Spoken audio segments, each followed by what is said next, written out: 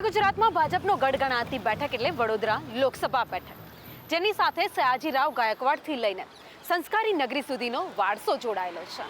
નમસ્કાર, આપ જોઈ રહ્યા છો સંદેશ ન્યૂઝ અને આપની સાથે હું રિપોર્ટર ગાડીવાળી એટલે કે ભાવિની ડબગર, અને આજે પહોંચી ગઈશું વડોદરા લોકસભા બેઠક પર. વડોદરા લોકસભા બેઠકની વાત કરતા હોઈએ તો ચલો જઈએ વડોદરા વાસીઓની વચ્ચે. વડોદરાને લઈને શું કહી રહ્યા છે? વડોદરાના વિકાસની વાતો તો ઘણી બધી કરી નેતાઓએ, પણ ખરેખરમાં એ વસ્તુ થઈ છે કે નહીં? ચલો લોકોની વચ્ચે જ જઈએ.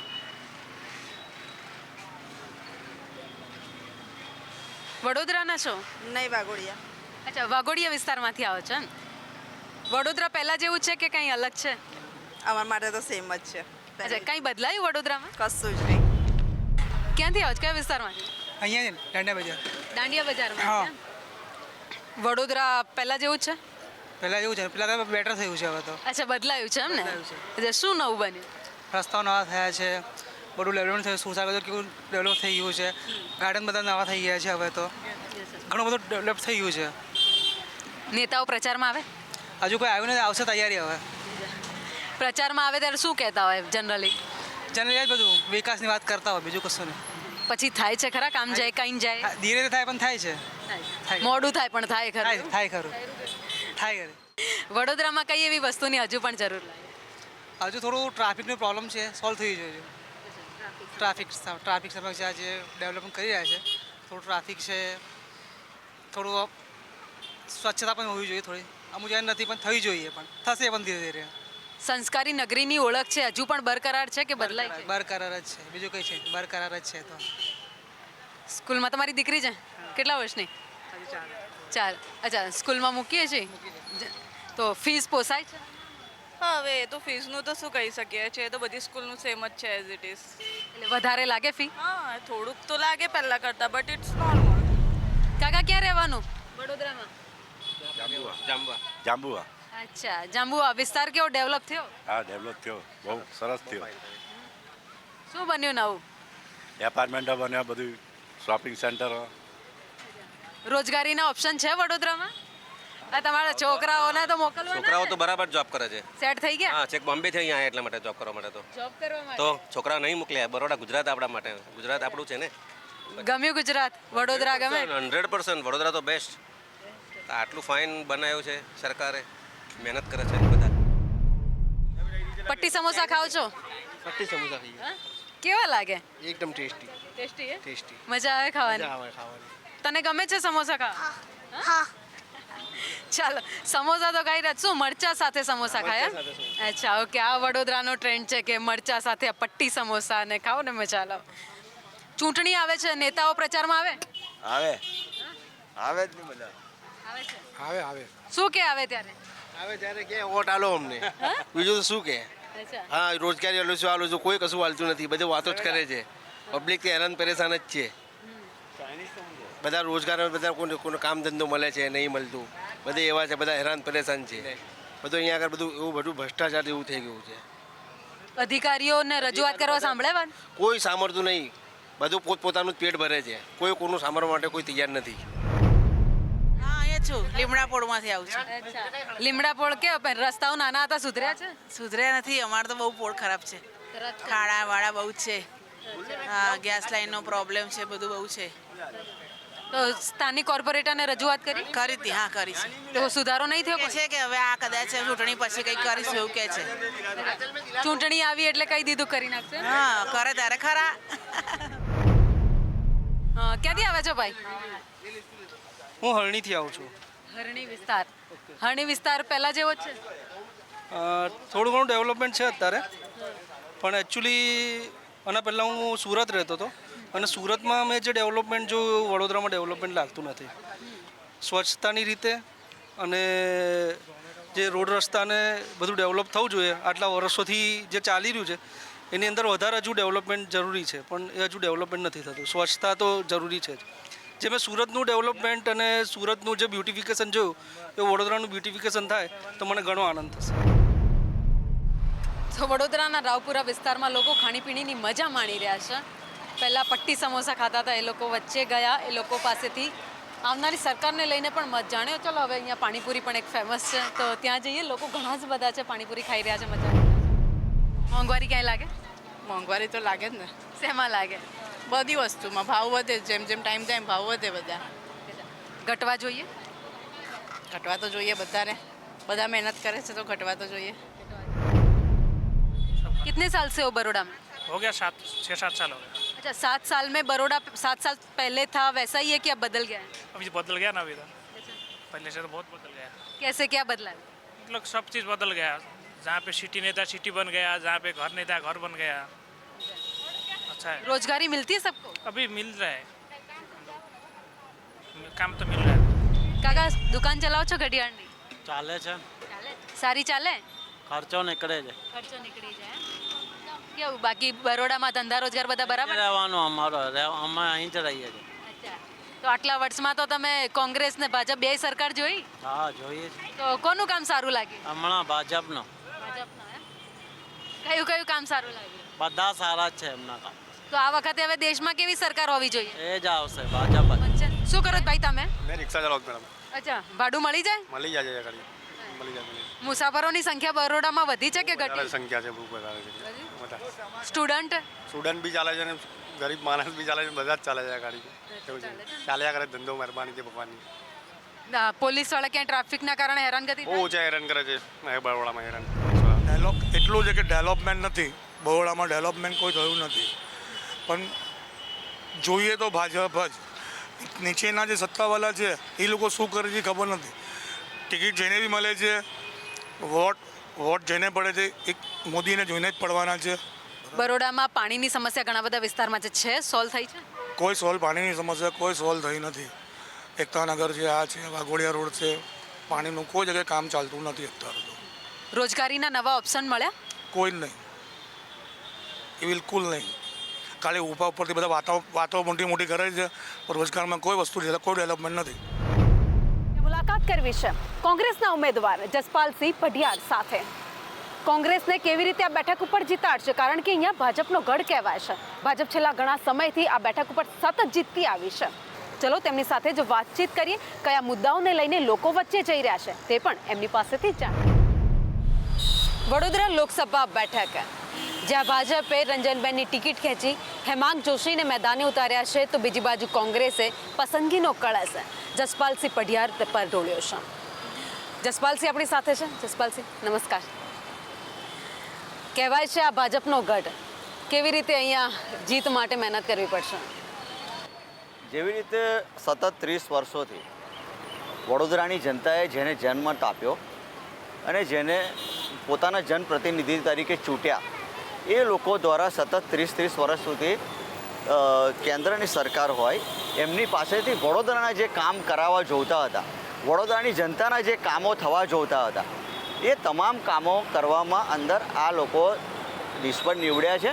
અને એની વાત એમના રાજ્યના માનનીય મુખ્યમંત્રી શ્રી ભૂપેન્દ્રભાઈ પટેલ હોય અથવા તો એમના પાર્ટીના અધ્યક્ષ હોય તેમના દ્વારા પણ કહેવામાં આવ્યું કે અમદાવાદ અને સુરતની વચ્ચે વડોદરા શહેર આવેલું છે, તો વડોદરા વિકાસથી વંચિત કેમ રહી ગયું કે તમારે આ કામો સરકાર પાસેથી કરાવી લેવા જોઈતા હતા, પરંતુ એ કામો કરવામાં કંઈક ને કંઈક અહીંના શાસકો દ્વારા જે જનપ્રતિનિધિઓ હતા એ નિષ્ફળ નીવડ્યા છે. એટલે સ્પષ્ટપણે દેખાય છે કે આ વખતે વડોદરાની જનતા ખૂબ મોટી તકલીફમાં, બધા લોકો સામાન્ય જનતાને ખૂબ મુશ્કેલીઓ પડી રહી છે, કેટલી હાલાકી ભોગવી રહી છે જનતા, એ તમામ બાબતો અને તમામ મુદ્દાઓ છે. જે રીતે વડોદરા એ વિશ્વ પ્રસિદ્ધ નગરી રહી છે, વડોદરા કેમ કે સૌથી પહેલું રેલવે સ્ટેશન હોય તો એ વડોદરા છે, સૌથી પહેલી સારામાં સારી યુનિવર્સિટી હોય MS યુનિવર્સિટી, મહારાજા યુનિવર્સિટી એ વડોદરામાં છે. શિક્ષણનું હબ સારામાં જે યુનિવર્સિટી હતી એ છે, સાથે શિક્ષણનું હબ પણ વડોદરા બની શકતું હતું જો IT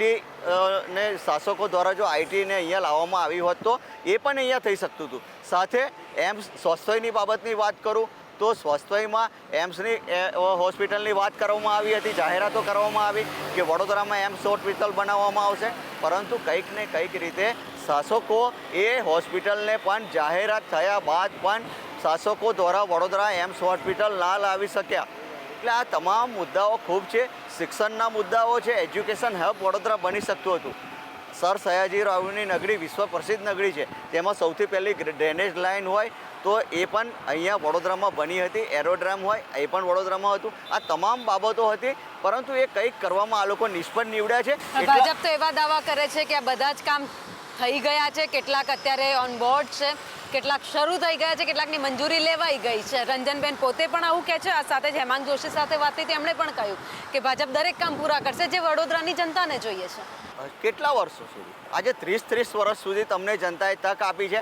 આટલે તો જે રીતની વાત કરવામાં આવે છે, ડબલ એન્જિન, સુશાસન, શું જનતાને કહેવા માગું છું આપના માધ્યમથી કે જે રીતની વાત કરવામાં આવે છે સુશાસનની, આપે વાત કરી કે તમામ કામ એ લોકો કહે છે કે થઈ જવાના છે. તો આજે તો 30 વર્ષથી તમે લોકો છે શાસનમાં, તમે રાજ્ય સરકાર તમારી પાસે છે, 10 વર્ષથી કેન્દ્ર સરકારમાં તમે લોકો છો. આજે પણ જનતાને જે મુશ્કેલીઓ છે એનાથી નિજાત નથી મળી રહી. હું આજે હમણાં તાજેતરની જ વાતો તમને જણાવું વડોદરાની, તો આજે પણ ટેન્કરમાંથી પાણી પીવા માટે લોકો મંજૂરી, પીવાનું પાણી ટેન્કરથી લાવવું પડે છે એવી પરિસ્થિતિ છે. જ્યાં ત્યાં ગટરના પ્રશ્ન છે. આ તો બધા સામાન્ય પ્રશ્નો છે. એ જો પ્રશ્ન હલ કરવામાં આ લોકો નિષ્ફળ નીવડ્યા હોય તો જે પ્રમાણેની વાતો અને વાયદા કરવામાં આવે છે કે કહેવાનું અને કથનીમાં ખૂબ ફરક છે. જમીની વાસ્તવિકતા ખૂબ અલગ છે. જસપાલભાઈ, વડોદરામાં તમારું ઘણા વર્ષોથી રહેવાનું છે, વડોદરાને તમે બદલાતું પણ જોયું છે. એવા કયા કામ જે થવા જોઈતા હતા જે હજુ સુધી નથી થયા, જે લોકોની ખાસ ઉપયોગિતા માટે હતા? ખાસ કરીને વાત કરવામાં આવે તો સૌથી પહેલાં વડોદરામાં પાણીનો ખૂબ મોટો પ્રશ્ન છે. અત્યારે પણ લોકો જ્યાં જુઓ તે અત્યારે ચાલી રહ્યું છે, તો પાણી ટેન્કરથી લાવવા માટે લોકો મજબૂર બન્યા. તેવી જ રીતે વડોદરાની જે રસ્તાની વાત કરવામાં આવે તો સતત આ બધાના જ સમાચાર મીડિયાના માધ્યમથી પણ હું જોતો હોઉં કે વડોદરામાં આ જગ્યાએ ભૂવો પડી ગયો, આ જગ્યાએ પાણી ભરાઈ ગયું, વડોદરામાં આ જગ્યાએ કોઈ જતાં કોઈ ખાડામાં ઉતરી પડ્યું. આ પરિસ્થિતિનું નિર્માણ વડોદરામાં થયું છે. તો આટલા વર્ષો સુધી જો આ લોકો હોય તો એ કામો થવા જોતા હતા, પણ એ બધા નથી થયા. સાચા અર્થમાં વડોદરાનું સૌથી પહેલું સર સયાજીરાવની નગરી છે. આજે એરપોર્ટને નામ આટલા વર્ષો સુધી આ લોકો શાસનમાં રહ્યા છે, સયાજીરાવની નગરી છે. તો સયાજીરાવની નગરીમાં અને એરપોર્ટનું નામ પર તમે લોકો સયાજીરાવ એરપોર્ટ કરાવી નથી શક્યા. એનાથી વધારે તો શું નિષ્ફળતા હોઈ શકે વડોદરાવાસીઓ માટે? ચલો, આ તો તમે વડોદરાની વાત કરી, આ સાથે સરકારની નિષ્ફળતાઓ ગણાવી. પણ હવે વાત કરીએ જે હાલમાં લોકસભાના પ્રચારને લઈને, લોકસભાની ચૂંટણીને લઈને જે ચર્ચાઓ ખાસ કરીને વડોદરાની થઈ રહી છે. હેમાંગ જોશીની વાત કરીએ. હેમાંગ જોશીને ભલે લોકો આયાતી ઉમેદવાર કહેતા હોય, પણ એમની સાથે રંજનબેન ભટ્ટ પણ છે. આ સાથે જ અનેક એવા કેતન ઇનામદારનું નામ લઈ લો, ઘણા એવા મોટા નેતાઓ પણ છે જે એમની સાથે પ્રચાર કરી રહ્યા છે, સાથ સહકાર આપી રહ્યા છે.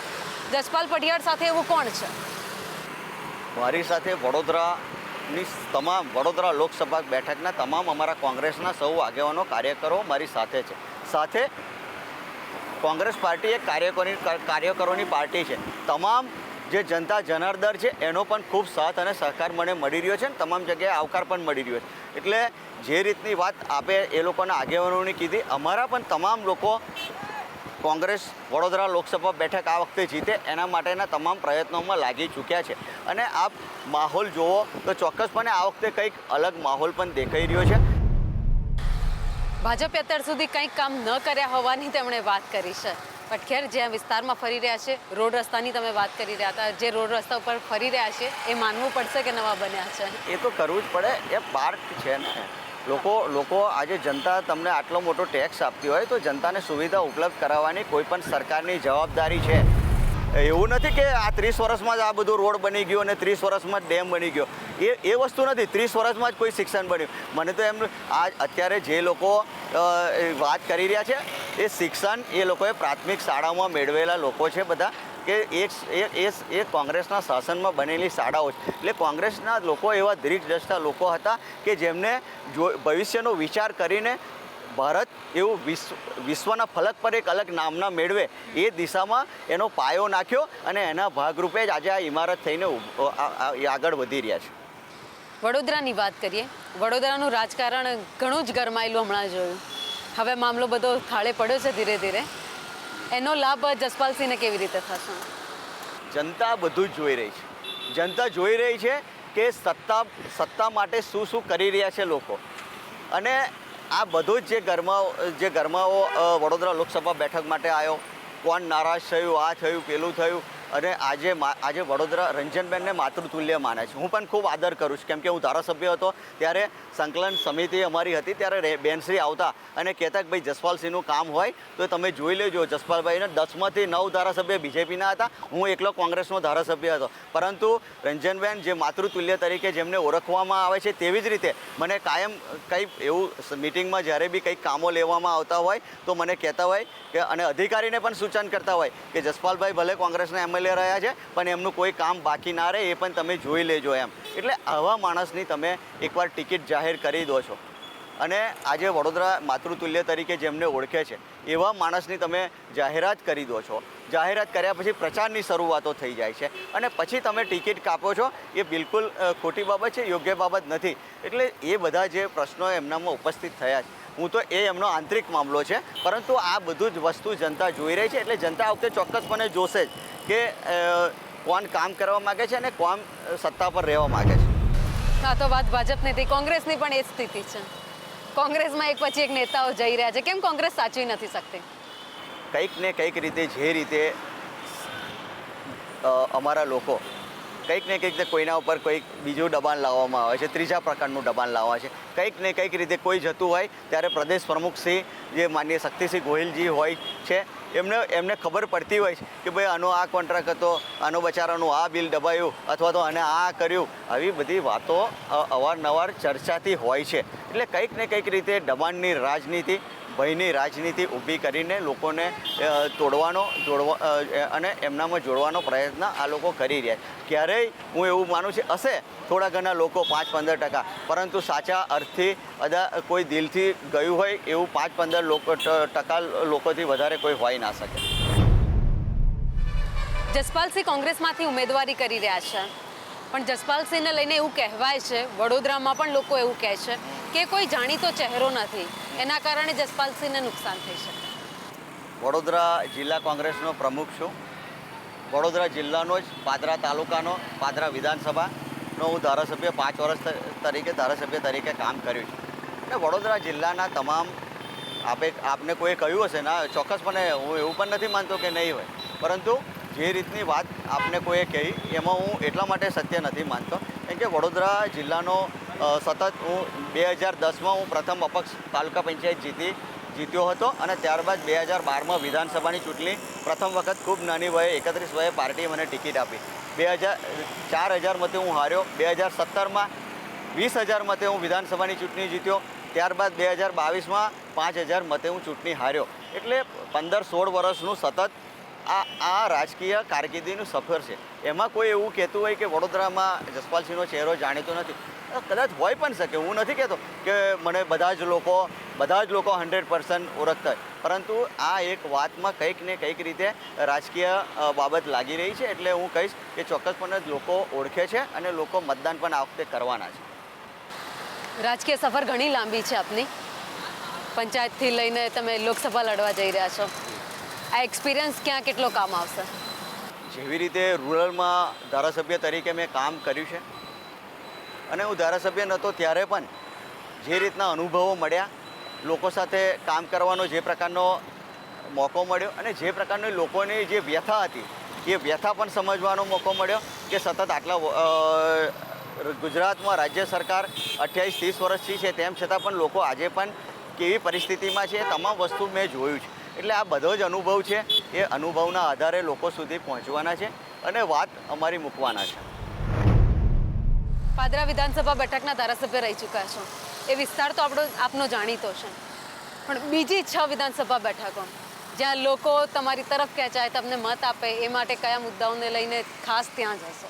મેં ખાસ કરીને કીધું છે, જે દિવસ મેં મારા 8મી એપ્રિલે પ્રચારની શરૂઆત કરી તે દિવસ બલિદાન દિવસ હતો, મંગલ પાંડેજીનો દિવસ હતો અને ભગતસિંહના ચરણોમાં વંદન કરીને ક્રાંતિ દિવસના દિવસે પ્રચારની શરૂઆત કરી હતી. તે દિવસ જ મેં વડોદરાવાસીઓને કીધું છે કે આ તમામ જે મુદ્દાઓ છે, જો હું 2 વર્ષમાં આ મુદ્દાઓ, આપની જે વાત છે આ કામોની બાબત છે, એ 2 વર્ષમાં જો મુદ્દાનો ઉકેલ ના લાવી શકું તો હું જનતા જો મને આશીર્વાદ આપશે અને 2 વર્ષમાં હું આ મુદ્દા જો ઉકેલ કરવામાં સફળ ના રહું તો મારા પદથી પણ રાજીનામું આપી દઈશ.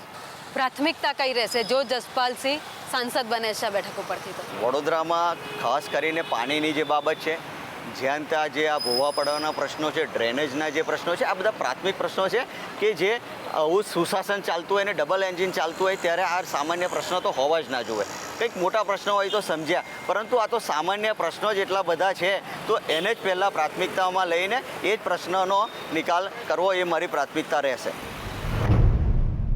જસપાલસિંહ, ભાજપ તો કહે છે કે જંગી લીડથી જીતવાની વાત કરે છે, 5 લાખથી વધુની લીડથી એ લોકો જીતવાની વાત કરી રહ્યા છે. જસપાલસિંહ કેટલી લીડથી જીતે છે બેઠક? અમે તો ભગવાનને માનનારા લોકો છે. જે રીતે એ લોકો વાતો કરી રહ્યા છે, 5 લાખથી જીતવાની વાતો કરી છે, પણ એવી ખોટી વાતો હવામાં મારવાની અમારા કોંગ્રેસની વિચારધારા એવી રહી નથી. જસપાલસિંહ, અમારી આ સવારીમાં આપ જોડાયા, આપનો થેન્ક યુ.